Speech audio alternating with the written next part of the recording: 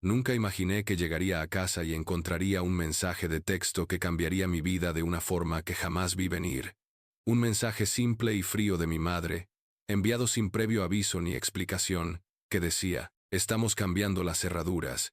Ya no vives aquí». Por un momento, me quedé mirando la pantalla del teléfono, convencida de haberlo malinterpretado, de que tal vez me perdía algún contexto, de que tal vez era una broma elaborada que mi madre, de alguna manera, había decidido gastarle a su único hijo después de 24 años criándome. Pero no. Las palabras no cambiaron por mucho que parpadeara. Y mientras estaba sentada al volante de mi coche, aparcado a solo una manzana de la casa de mi infancia, sentí una opresión en el pecho, una extraña sensación de frío que me subía por la espalda. Una terrible comprensión de que no era una broma, de que algo había pasado, algo grave, algo irreversible. Mis manos aferraban el volante, mis nudillos se pusieron blancos mientras una docena de pensamientos me cruzaban la mente a la vez. Acababa de terminar un agotador viaje de 12 horas de regreso a casa, tras terminar mi último semestre de universidad. Exhausta pero con ganas de ver a mi familia, de dormir en mi propia cama, de respirar por fin después de meses de apenas sobrevivir con préstamos estudiantiles y ramen instantáneo. Mis padres sabían que iba a venir. Les había enviado un mensaje la noche anterior, avisándoles a qué hora llegaría. Mi madre incluso me había respondido: «Conduce con cuidado, cariño», con un emoji de corazón, lo que hacía que el mensaje en mi pantalla pareciera aún más surrealista. Miré hacia la casa a lo lejos, la misma casa en la que crecí, la casa que dejé atrás al irme a la universidad, pero la casa que, en mi mente, siempre sería mi hogar. Nada parecía diferente desde fuera. La luz del porche estaba encendida. La vieja camioneta de mi papá seguía estacionada en la entrada, y podía ver la cálida luz de la sala a través de la ventana delantera, la misma luz acogedora que siempre me había dado la bienvenida, sin importar cuánto tiempo hubiera estado fuera. Pero ahora, se sentía extraño, desconocido, como un lugar al que ya no pertenecía. Se me hizo un nudo en el estómago mientras miraba mi teléfono de nuevo, dudando antes de escribir finalmente una respuesta. «¿De qué estás hablando? Ya casi estoy en casa». Vi cómo se enviaba el mensaje, vi aparecer los 3 puntitos casi al instante, y por un breve instante sentí alivio. Quizás todo era un malentendido. Quizás había querido enviar ese mensaje a otra persona. Quizás se disculparía y me diría que entrara. Pero entonces llegó la respuesta, y fue peor de lo que podría haber imaginado. «No vengas. Tus cosas se han ido. Ya no es tu casa. No montes un escándalo». El corazón me latía con fuerza en los oídos, mientras releía las palabras una y otra vez, intentando encontrarle sentido, intentando procesar el hecho de que mi madre, la mujer que me arropaba cada noche de niña, que lloraba al dejarme en la universidad, que siempre me decía que, pasara lo que pasara en la vida, siempre tendría un lugar al que volver, ahora me decía que ya no era bienvenida en mi propia casa. Y lo peor, no tenía ni idea de por qué. No recuerdo haber tomado la decisión de conducir el resto del camino a casa. En un instante, estaba mirando el mensaje, y al siguiente, pisaba el acelerador, mi coche avanzando por la entrada familiar, con los faros atravesando la tenue luz del atardecer. El corazón me latía tan fuerte que lo sentía en la garganta, con las manos agarrando el volante como si me preparara para el impacto. No sabía qué me esperaba, pero desde luego no estaba preparada para lo que me encontré. En cuanto bajé del coche, lo primero que noté fue que faltaba algo. Mi coche, no el que conducía ahora, sino mi viejo, el Honda destartalado que había dejado atrás cuando fui a la universidad, el que mi padre me había prometido que me esperaría a mi regreso. Miré su sitio habitual en la entrada, ahora vacío, y sentí una creciente inquietud que me invadía los huesos. Lo segundo que noté fue que la luz del porche se apagó al acercarme a la casa, como si alguien dentro me hubiera estado observando y quisiera fingir que no estaba. Demasiado tarde. Ya estaba en la puerta. Toqué el timbre. Nada. Llamé esta vez más fuerte. Seguía sin haber nada. Se me hizo un nudo en el estómago al dar un paso atrás, mirando el jardín.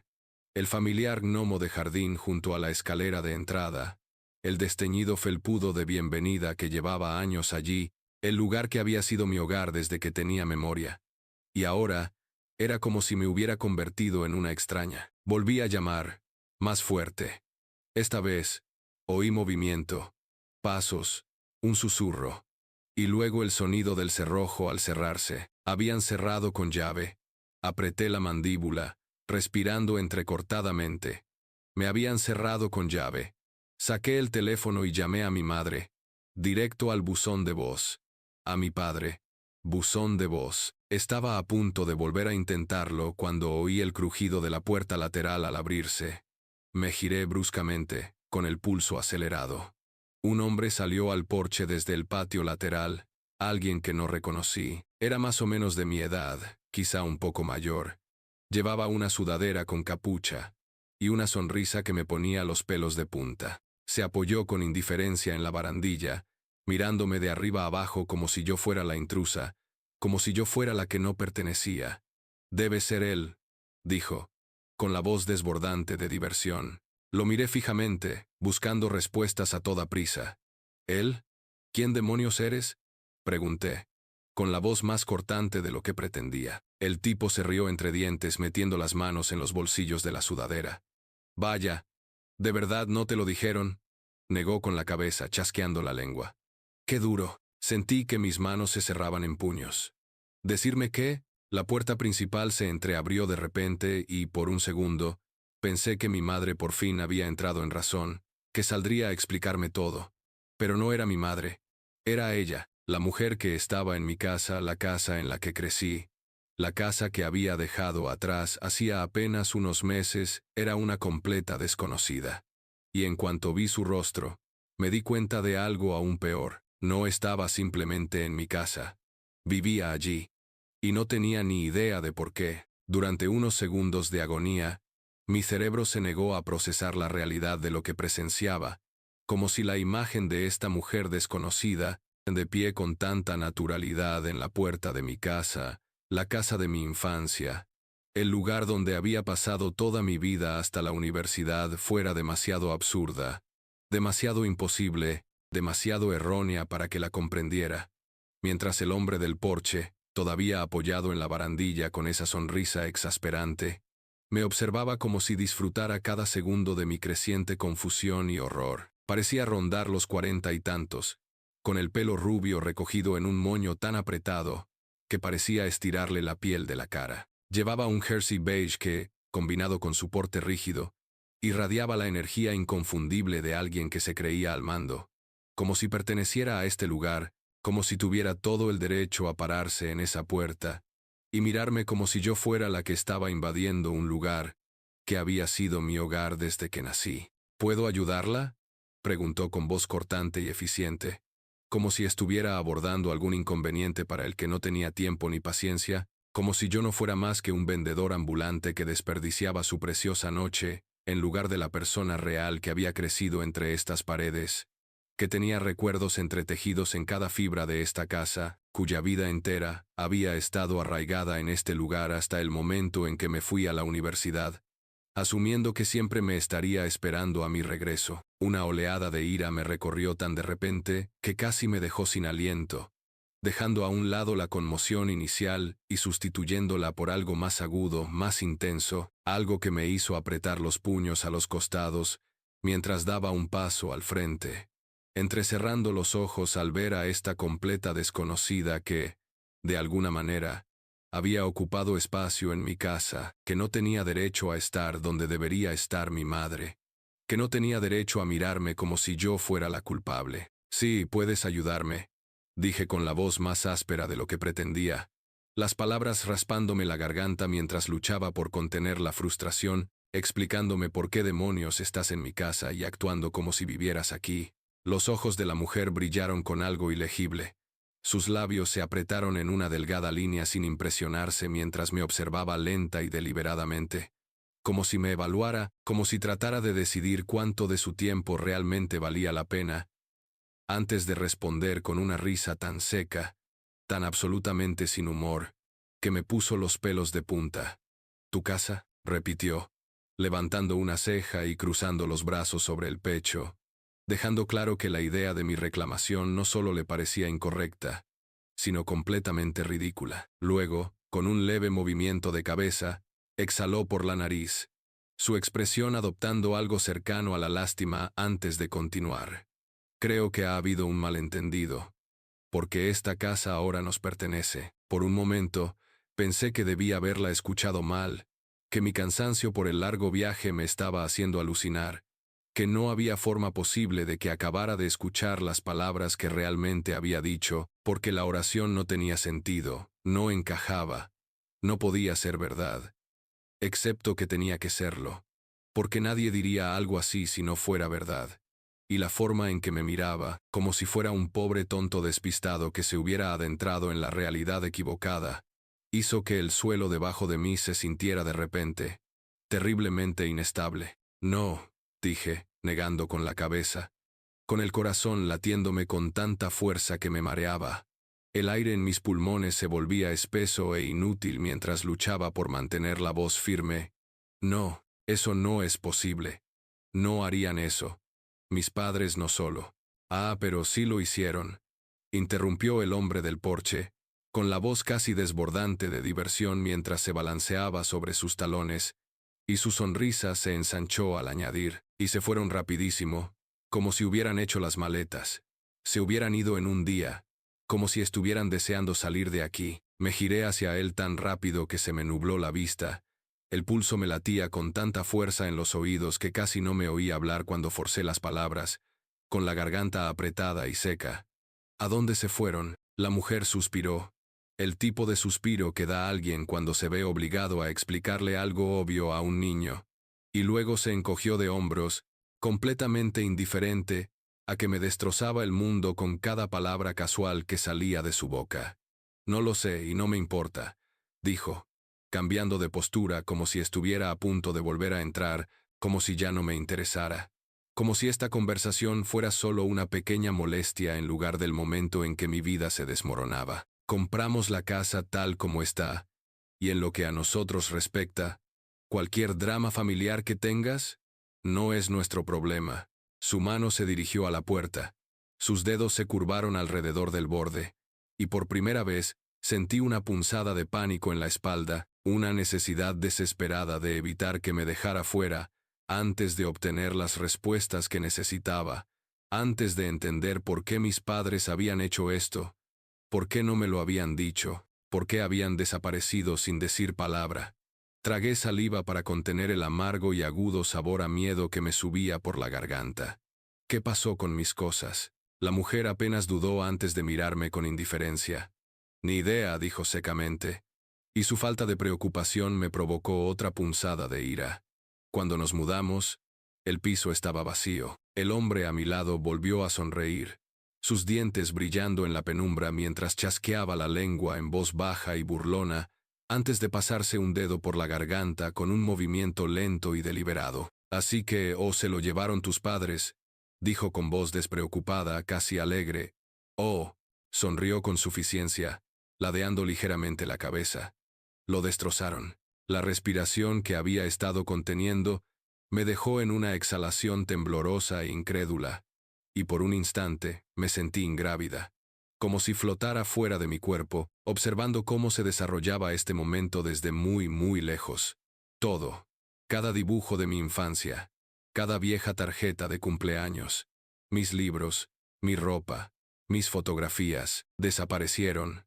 Como si nunca hubiera existido, la mujer debió de ver algo en mi rostro porque, por primera vez, pareció un poco incómoda, cambiando de postura como si acabara de comprender la gravedad de lo que acababa de decirme, pero no se disculpó ni mostró la más mínima compasión. Solo suspiró y dijo, «Mira, lo entiendo, es un shock, pero ya no puedes hacer nada. Tus padres tomaron su decisión». Empezó a cerrar la puerta, con expresión neutra, con la voz desprovista de emoción, pero justo antes de que se cerrara por completo, añadió, «Y por cómo hablaron de ti no me sorprende». El cerrojo se cerró con un chasquido definitivo, aislándome del único hogar que había conocido, y por primera vez en mi vida, me di cuenta de que no tenía a dónde ir. No recuerdo cuánto tiempo estuve allí de pie en ese porche, con los pies clavados en las desgastadas tablas de madera como si se hubieran fundido con la casa, como si una parte de mí aún creyera que si me quedaba allí el tiempo suficiente, si me negaba a aceptar lo que acababa de pasar, tal vez solo tal vez podría de alguna manera obligar a la realidad a deshacerse, podría obligar a que la puerta principal se abriera de golpe y ver a mi madre allí de pie, con el rostro suave en señal de disculpa, su voz dulce mientras me decía que todo había sido un terrible error, que por supuesto, mi casa seguía siendo mi casa, que por supuesto no me habían dejado fuera de sus vidas como a un animal callejero indeseado, arañando la puerta bajo la lluvia torrencial. Pero la puerta seguía cerrada, la cerradura seguía girada, y yo seguía de pie frente a una casa que ya no me pertenecía. A lo lejos pasó un coche. Sus faros recorrieron el césped durante un fugaz segundo antes de desaparecer en la noche. Pero todo lo demás estaba en silencio, inquietante y sofocantemente silencioso, excepto por el sordo zumbido en mis oídos y el débil y burlón eco de las últimas palabras de aquella mujer. Por la forma en que hablaban de ti, no me sorprende. Mis dedos se crispaban a mis costados. Todo mi cuerpo vibraba con una emoción tan enmarañada y cruda, que ni siquiera podía nombrarla.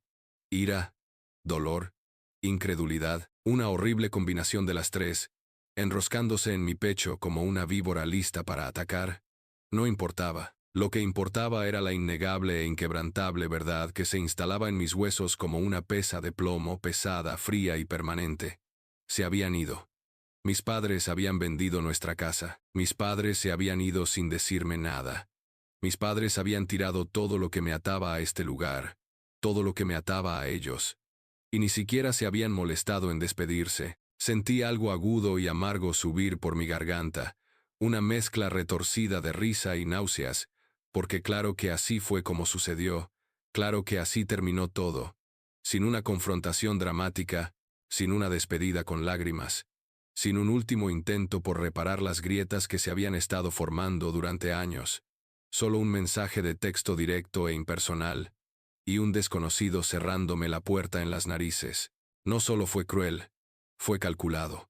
Lo habían planeado, sabían exactamente lo que hacían cuando hicieron las maletas y se fueron, y habían decidido hacerlo de una manera que me asegurara que no tuviera forma de detenerlos. La comprensión me golpeó tan fuerte que di un paso atrás, como si necesitara distanciarme físicamente de la traición que se me hundía profundamente.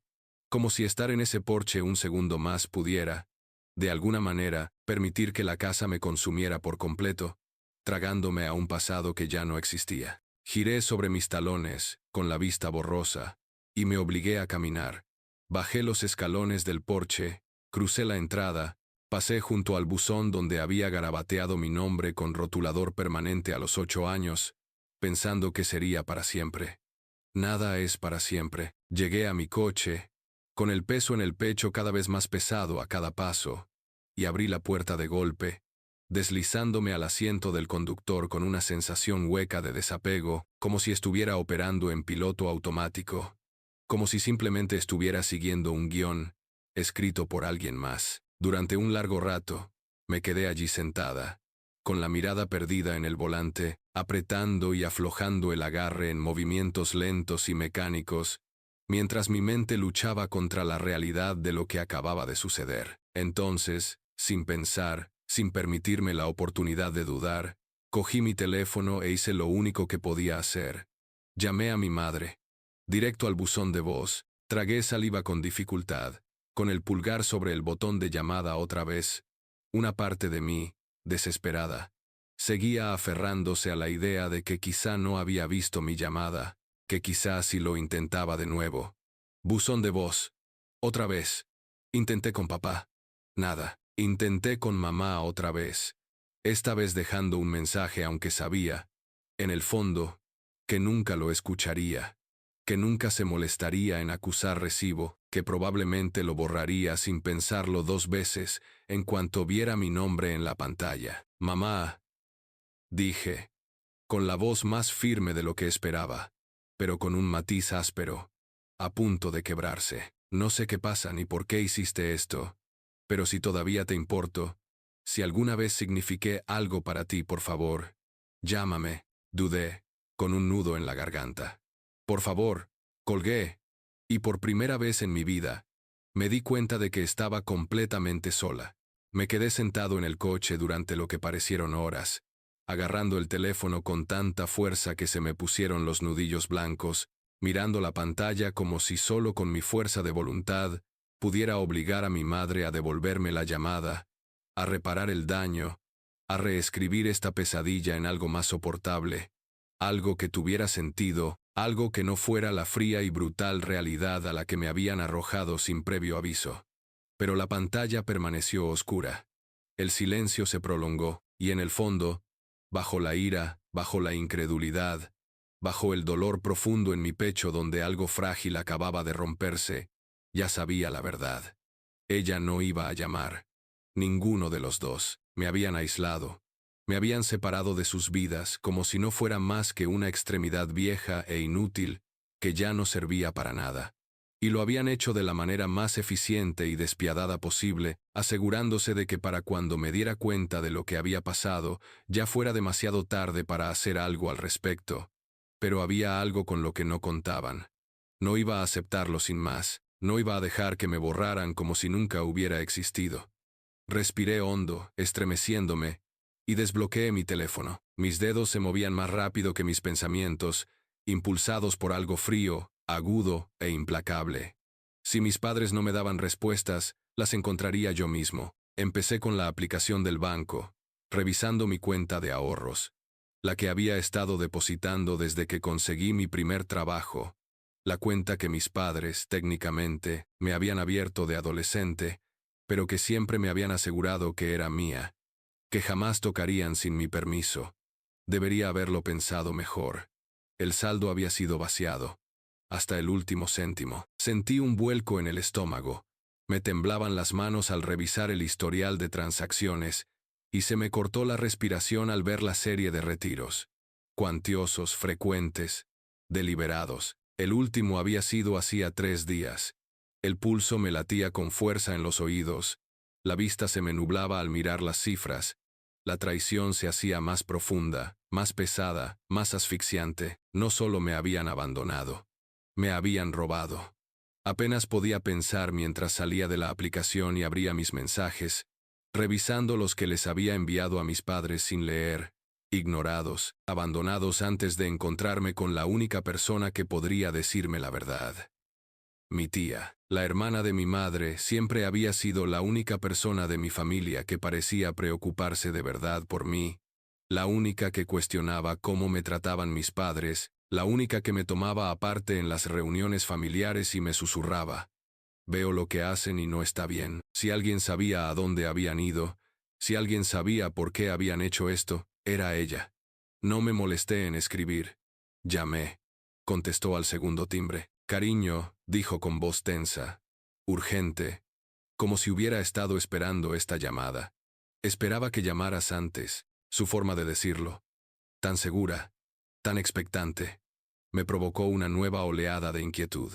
¿Lo sabías?, susurré, agarrando el volante con una mano, con los nudillos doloridos por la presión. ¿Sabías lo que hacían? Una pausa profunda. Luego, en voz baja: no lo sabía todo, pero sabía lo suficiente.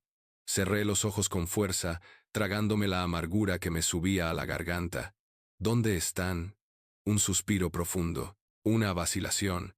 Y entonces, se fueron del estado, dijo, con la voz más suave, como si me estuviera preparando para algo que no querría oír. Vendieron la casa rápido. Se llevaron todo lo que pudieron y vaciaron todas las cuentas a las que tenían acceso, incluida la tuya. Luego hicieron las maletas y desaparecieron. Apreté la mandíbula con tanta fuerza que me dolió. ¿Por qué? Dudó de nuevo y supe, lo sabía. Lo que fuera que estuviera a punto de decir, no me iba a gustar. Entonces, finalmente, tu papá debe mucho dinero, admitió, bajando la voz, como si temiera que alguien la oyera. Malas inversiones, préstamos, algunas personas con las que no quería endeudarse. Tu mamá me llamó hace unas semanas, presa del pánico, diciendo que no tenían más remedio que venderlo todo e irse antes de que las cosas empeoraran. Sentí que se me iba la sangre de la cara. Huyeron, susurré. Huyeron, confirmó, y se llevaron todo lo que pudieron. Una sensación fría y nauseabunda se instaló en lo más profundo de mi estómago, retorciéndose como un cuchillo, porque de repente, por fin, todo tenía sentido. No se habían ido porque quisieran, se habían ido porque tenían que hacerlo. Y en el proceso, me habían sacrificado. El peso de las palabras de mi tía me oprimía, denso y sofocante, como si me hubieran enterrado viva bajo los restos de una vida que, para empezar, nunca fue realmente mía, una vida que solo había existido mientras les convenía, mientras yo fuera útil, mientras pudiera ser exprimida sin quejarme. Había pasado años creyendo que, por muy distantes que se sintieran mis padres, por muchas veces que me desestimaran, me ignoraran, me hicieran a un lado, seguían siendo mis padres, que al fin y al cabo, todavía tenía un lugar al que regresar, que en algún lugar de sus corazones yo importaba. Pero no era así. Nunca lo había sido. Habían decidido dejarme atrás, habían decidido vaciar mi cuenta bancaria, tirar mis cosas, apartarme de sus vidas como si no fuera más que una molestia, un lastre más que no querían cargar mientras huían del desastre que habían creado, y ni siquiera habían tenido la decencia de decírmelo en la cara. Cariño, la voz de mi tía se suavizó, vacilando como si temiera decir lo que venía después. No creo que pensaran decírtelo. Si no hubieras vuelto a casa cuando lo hiciste, no tuvo que terminar. Ya lo sabía. Si no hubiera conducido toda la noche, agotada y con ganas de verlos, nunca habría sabido lo que había pasado. Solo habría sido otra llamada sin contestar, otro mensaje sin leer, otro cabo suelto que dejaron escapar. Nunca volverían. Me habían cortado por completo, me habían abandonado como a una extraña, y para ellos, esto ya había terminado. Pero se equivocaban, porque si pensaban que simplemente iba a desaparecer, si pensaban que simplemente iba a aceptar esto, si pensaban que iba a dejar que me borraran como si nunca hubiera existido, estaban a punto de darse cuenta de lo equivocados que estaban. Respiré lenta y tranquilamente, apretando el volante con más fuerza, con el pulso latiéndome con algo agudo, algo furioso, algo implacable. Gracias por decírmelo, murmuré con una calma que casi me sorprendió. Luego, al arrancar el coche y alejarme de la casa que ya no me pertenecía, dije lo único que me quedaba por decir: espero que estén listos para lo que viene, porque aún no había terminado, ni de cerca,